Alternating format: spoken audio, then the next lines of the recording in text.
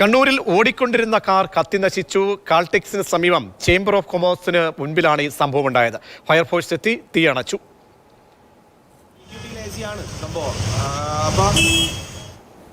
Felix ഉണ്ട്. Felix, എന്താണ് അപകടം സംബന്ധിച്ച വിവരങ്ങൾ?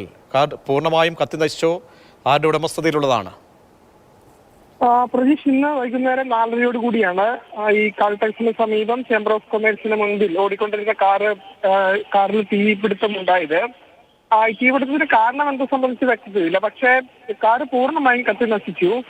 വളരെ പഴക്കം ചെന്നൊരു കാറായിരുന്നു. കാറിനുള്ളിലെ ആളുകൾ ഈ പുക ഉയരുന്ന സമയത്ത് അത് കണ്ട് ഓടി ഇറങ്ങിയത് കൊണ്ട് ആളപായമൊന്നും തന്നെ സംഭവിച്ചില്ല. അതാണ് ഏറ്റവും ആശ്വാസകരമായ കാര്യം.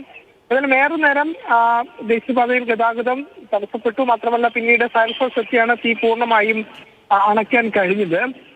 കാറിന്റെ മുൻവശത്താണ് തീ പടർന്നത് ആദ്യം. പിന്നീട് അത് എല്ലാ ഇടത്തേക്കും പകരുകയും പിന്നീട് പൂർണ്ണമായും കാർ കത്തി നശിക്കുകയുമാണ് ഉണ്ടായത്. ഈ കണ്ണൂർ ഭാഗത്തു നിന്നും തലശ്ശേരി ഭാഗത്തേക്ക് പോവുകയായിരുന്ന കാറിലാണ് തീപിടുത്തം ഉണ്ടായത്. ഏതായാലും തീപിടുത്തത്തിന്റെ കാരണം സംബന്ധിച്ച് ഇതുവരെ വ്യക്തതയില്ല. മോട്ടോർ വാഹന വകുപ്പ് അത് സംബന്ധിച്ചുള്ള അന്വേഷണം ആരംഭിച്ചിട്ടുണ്ട്. ശരി, ഫെലിക്സ് ആണ് വിവരം നൽകിയത്. ഓടിക്കൊണ്ടിരുന്ന കാറാണ് കത്തിനശിച്ചത്. എന്തായാലും ആളപായം ഉണ്ടാകാത്തത് വലിയ ആശ്വാസമാണ്.